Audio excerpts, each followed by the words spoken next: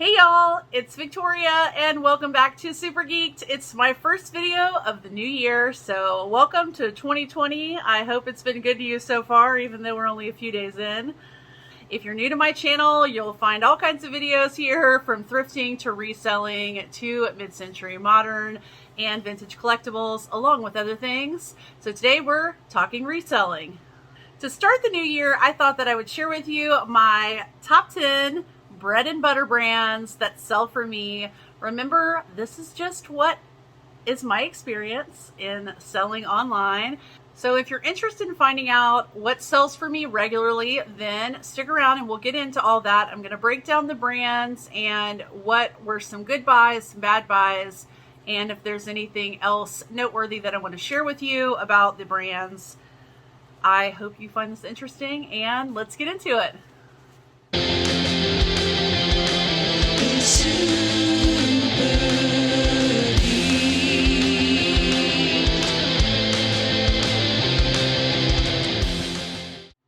So if you've been here a while, I don't think the first brand is going to be a big surprise to you, and that is Modcloth. I happen to have gotten, in my reselling journey, a bunch of Modcloth from a liquidation company here in Mississippi.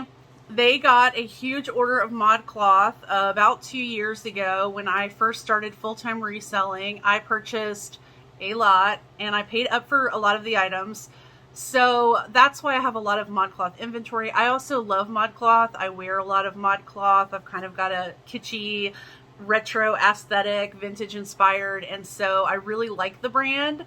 So I enjoy picking it up. I do purchase it at thrift stores, and I've done online arbitrage from the Modcloth website. So Modcloth is a big seller for me. Last year I sold 86 items from Modcloth. Yes, you heard me right. My ASP, or average sale price, for Modcloth is $62.56, which is wonderful because I am trying to have an average sale price of $40 and above right now, or as of last year in 2021, my average sale price was $52 and change.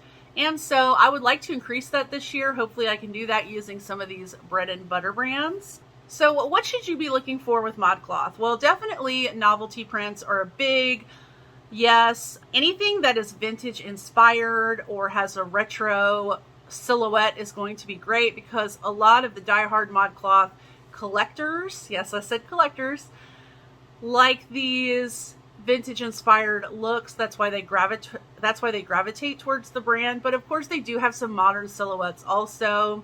The real big money is in their cocktail dresses. I have sold so many over the years, and one of the top selling ones that I've sold in many colors is this lace one. This is in a lavender color, and it sold for me for $150. I had purchased it for $20. Some of them I purchased for less than $20, but a lot of them were purchased for $20 in the beginning, and then I got some better deals on them as the years went on. And I don't mind if they sit either. I have the storage, and so these cocktail dresses are really what's going to make you the most money. Some styles that aren't going to do as well are usually these skirts. Not as many people wear skirts. I used to hear at the beginning of my reselling journey that there are a lot of people that don't wear dresses, but my main selling category is dresses. So you're going to see a lot of dresses in this video, but also that I pick up in my hauls. I am a big dress seller. It has a large return for my investment, and so I'm a big advocate for picking up dresses. They sell so well for me. But I picked up this Luce skirt. Luce is a UK brand, but it had this novelty print all over it, which is super cute. It was buttoned down the front, and it was a midi length. It was a smaller size, but it only sold for $25. So I did thrift it, so my cost of goods was a lot lower, but I definitely would like a higher ASP. So skirts are not going to bring you as much as the dresses would, and that's even just basic dresses. Moving on to number 2, this is not a brand, but a category. It's vintage, and I wanted to put vintage in here because it's a huge seller for me. A lot of people are scared to get into vintage, If you didn't catch the podcast that I was featured on with my girl Brittany from Shop Foxborough, it was all vintage, and it was on the Thrifters Villa, which was started by Daniela at Ivy and Blush Boutique and Lori from Lori's Boston Found. We had the honor of being on their podcast, and we talked about all things vintage. That would be a good start to kind of get an idea. I hope that that podcast will help you not be so afraid to go out and hunt vintage, because I sold 32 pieces of vintage last year for an average sale price of $51.50. I've talked about on my Instagram before, and I think on this channel too, that I really like to sell vintage blazers. That may be a category you want to try out first. I've had very good luck with selling vintage blazers, usually for $40 or $50. And if you do try to sell vintage blazers, then I would say either get a fun, cool print or plaid, or look for a recognizable brand like Christian Dior. I sell a lot of vintage Christian Dior blazers that somehow are not marked up in the thrift store. I sold one this past week for $100, and it was just a vintage long blazer. So definitely be on the lookout for those vintage blazers. That would be a good category to start in. I also wanted to share with you, one of my favorite sales was this dirndl dress. It is a traditional dirndl and was super cute and sold for $80. And I was so excited when I found it out thrifting in Mobile, which is about 45 minutes from here. I went on a little thrifting trip and I found this dress, and I thought it was so cool, and it sold for a nice profit. So that was good. And then I also wanted to talk about, don't overlook some different kinds of things when it comes to vintage.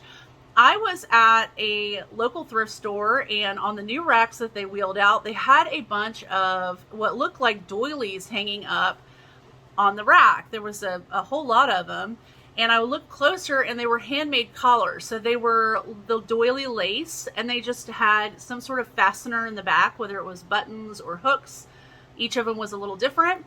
And what I did was, that was when Ruth Bader Ginsburg had just passed away, and Halloween was coming up, and I knew it was going to be a really big costume, and I sold all of them. So they didn't sell for a tremendous amount, but I only paid $1 each for them. So that's something else to think about with vintage. What's on trend right now? You know, I knew that was a hot topic, and when I saw those, I immediately thought of her, and it worked out great. I sold all of them and made a nice profit in one fell swoop. So that's something else you can think about when you're looking at vintage. What's on trend right now that's modern? And how will this either work into a wardrobe, a more modern wardrobe, or could this be a vintage alternative to a modern piece? Check it out. Vintage isn't as scary as you think it is, and definitely head over and listen to that podcast, because I think Brittany is a wealth of knowledge. I love her to death, and if you're not already watching her videos on YouTube, you should be doing that too. Next brand I feel like I hear a lot of people say they aren't picking up anymore, and that's Free People, but I still pick up Free People almost all the time. I mean, unless it's just like a basic piece, I'm usually going to pick it up. So I sold 31 Free People pieces last year, and my average sale price for Free People is $38.58, so just under that $40 mark. I wanted to share with you this dress that I sold. It's called the Anita dress, and it was a linen dress. I got these at the same liquidation company that I get the Modcloth from. They get a lot of department store liquidation, and they had a whole bunch of Free People stuff come in, and I found these linen dresses, and they were not the traditional, not what you would necessarily think of for Free People. They were a nice heavyweight linen, but not like, you know, too heavy, but not as open and airy as you would traditionally think of linen. So, and the prints were really cool. They were like these tropical prints, and I bought a bunch of pieces. I did pay up for them because I'm paying liquidation prices versus thrift store prices, because these are new with tags. I sold this piece for $95, and I made a nice profit on that dress. So dresses from Free People tend to do really well, but overall, pretty much any category I think for Free People for me works. I like to pick up their jeans too, but I'm passing on basics. I'm also passing on sort of like dated styles. So this pair of pants that I just wanted to show you was not the best buy. I got it at a thrift store. It was this Aztec print. It was like a cropped pant, and cropped pants as far as like calf length cropped are not as in and on trend, and the pattern was kind of out of date, so it didn't sell for that much. It only sold for $22, so I probably would not pick that up again, but lesson learned. Next brand I want to talk about is another brand that I feel like people are saying they're not picking up anymore, and that is Anthropology. I don't pick up all Anthropology, but I do pick up probably half the Anthropology I found. Last year I sold 23 pieces of Anthropology for an average sale price of $39.78. A notable piece that I wanted to share with you is this Leaf's Daughter cape. I thought this was so pretty, and I thrifted it. It was in like new condition, and it was just really pretty, and something that's classic that I don't think really goes out of style, and it sold for $79. Something that I picked up a long time ago and I would not pick up again today were these Jasper Jira embroidered sandals. And yeah, they're just sandals, but I thought they had a very interesting look to them. I didn't make very much profit on these because they ended up selling for $15, and I think my cost of goods was around $3 or $4. So if you take into account fees and all that, I really didn't make hardly anything on these. I mean, I didn't lose any money, but I definitely would not pick them up again in the thrift store. And then I wanted to share with you this dress. I know that I've mentioned it in a video sometime last year, but I have picked up this Tiny dress multiple times. So Tiny is an older Anthropology brand. I don't even think they carry it anymore. So that would be a brand that I normally would pass on because it's not a current Anthropology style or brand that they carry. But this embroidered dress has some kind of following.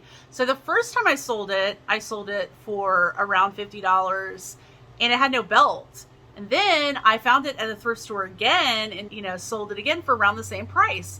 So if you find this Tiny dress, this would be one of those Anthropology items that you would want to pick up because it has a following. And you'll find that with some older Anthropology pieces, some pieces that have novelty prints and that sort of thing, people are going to be looking for, just like with the Modcloth stuff. So definitely just do your research. I would say with the older Anthropology brands, definitely lean into looking up those comps on those because you might be surprised.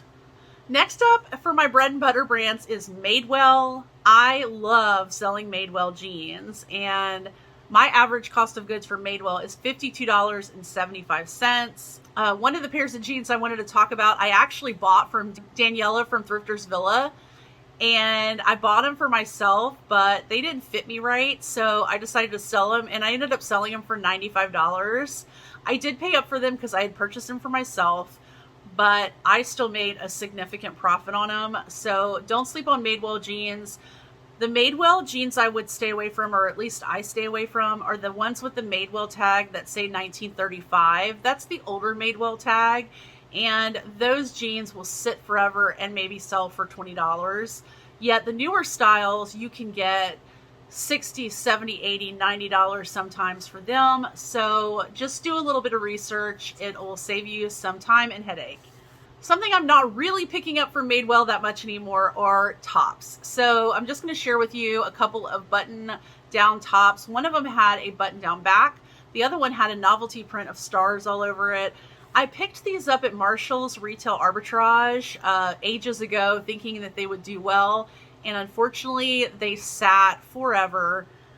Since I paid up a little bit more than I would have paid as far as thrift store prices, this top only sold for $21. And I barely made a profit on it. So definitely passing on those Madewell tops.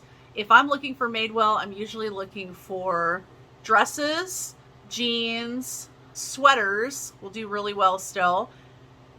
And then some of like the novelty items like jumpsuits. I sold a floral jumpsuit from Madewell last year for $85 that I picked it up at the thrift store, and it sold almost immediately. And I looked on Poshmark, and this jumpsuit has been sold and sold over and over again. So, and it has like it has several colorways of it too. So that's something to be looking out for. So definitely Madewell is on this list of one of my bread and butter brands to pick up.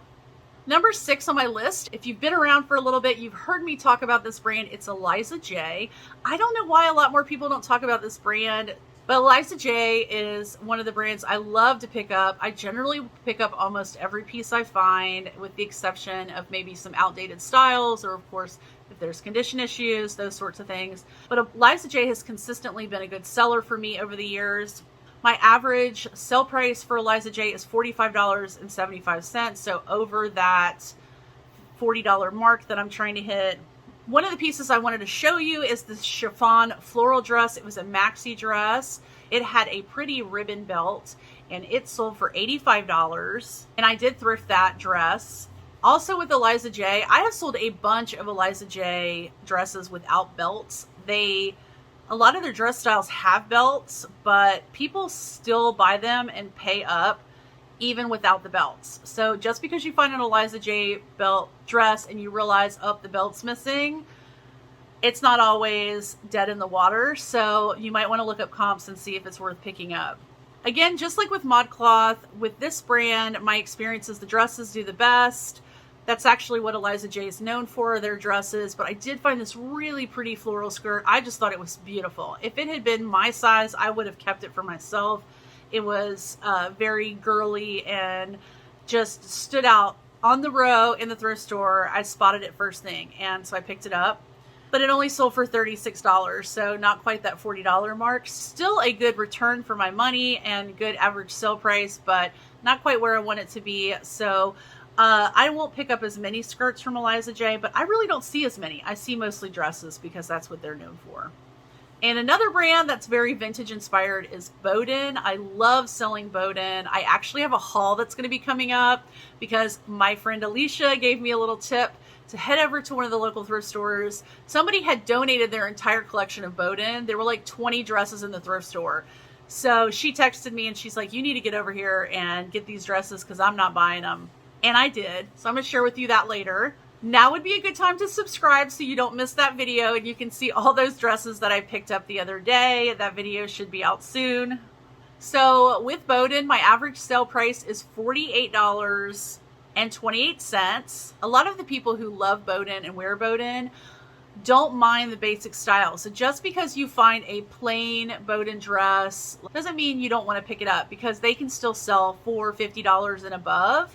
This is a really pretty red one that I had that had two little pink accent deals, but it's just a basic ponte knit dress. That's nothing, crazy out there, no print on it, nothing extremely special about it, but it still was a great sell for me.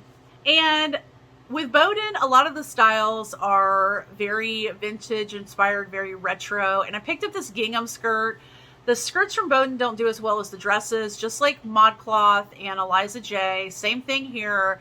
You're going to be better off with the dresses, but I did pick up this skirt. I thought it was super cute. It's definitely something I would be into, but it only sold for $36. So maybe not what you want to look for when you're out looking at Bowden pieces.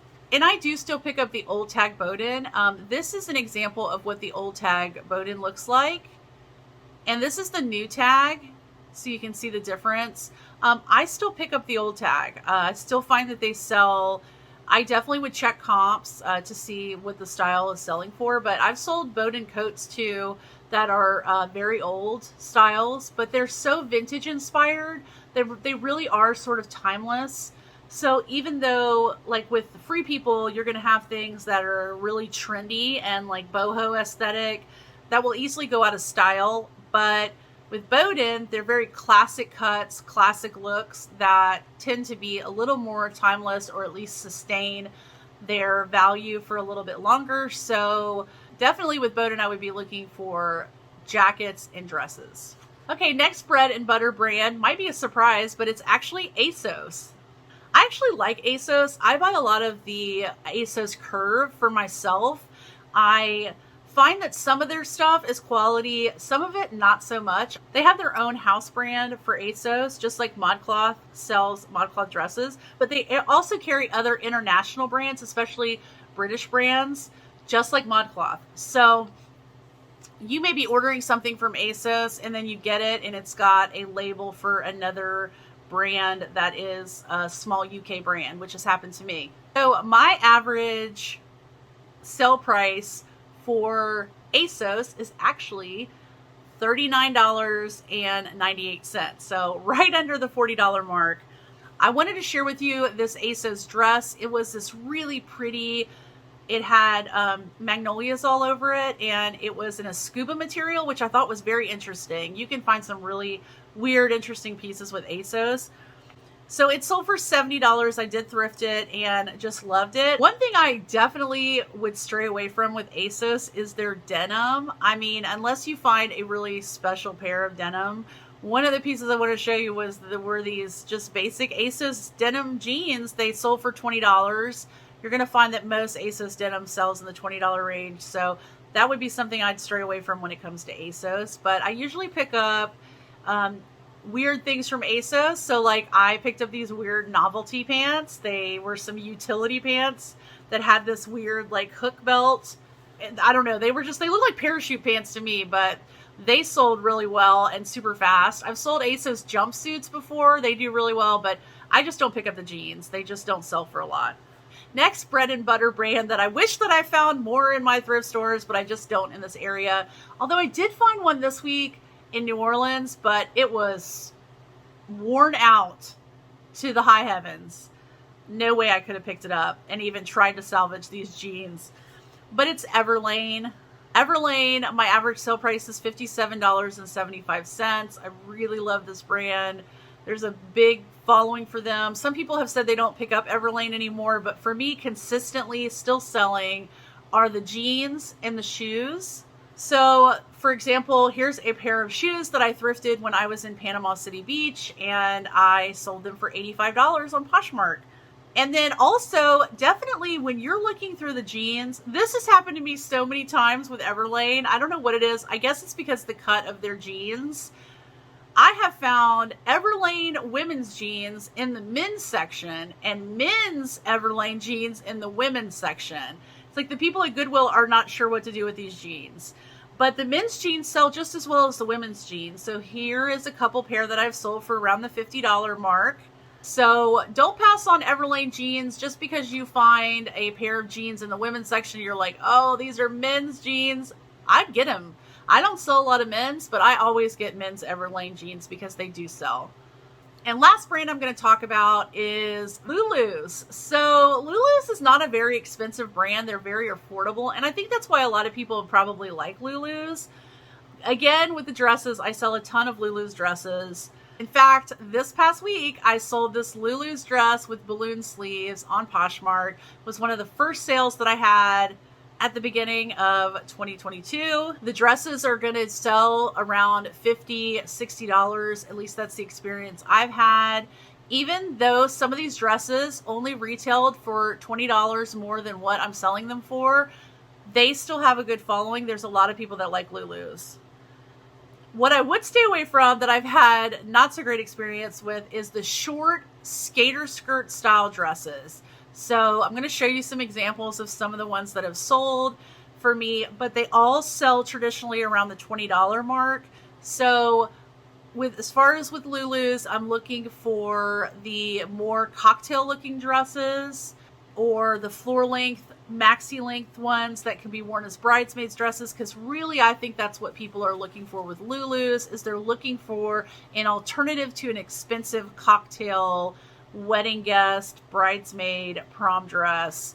They can pick that up at Lulu's for way less than they can at a department store for a regular cocktail dress. And they're still super cute, but watch out for those skater dresses. So that's it. That is my top bread and butter brands that I have for you. Now, these are not my highest selling brands necessarily. These are not the huge pieces that bring me the giant return. Obviously, my average sale price last year was $52 and change. And some of these brands don't even hit the $40 mark. As far as bread and butter, these are just brands that I traditionally am picking up a lot that give me an average sale price that's close to that $40 mark, even if it's a little bit under, and that I sell a lot of pieces of and have had a lot of success with, that basically sustains my business. So I'm interested to find out, do you have the same experience with the brands on my list? And if no, what are some brands that are bread and butter for you? I'm very interested to find out what you're selling and what you're looking for going into this new year. So that's it, y'all. Thank you guys so much for watching. I hope you got something really good out of this video and it helps you in your reselling journey. And don't forget to give it a thumbs up on your way out, and I'll see you guys next time. Bye, y'all.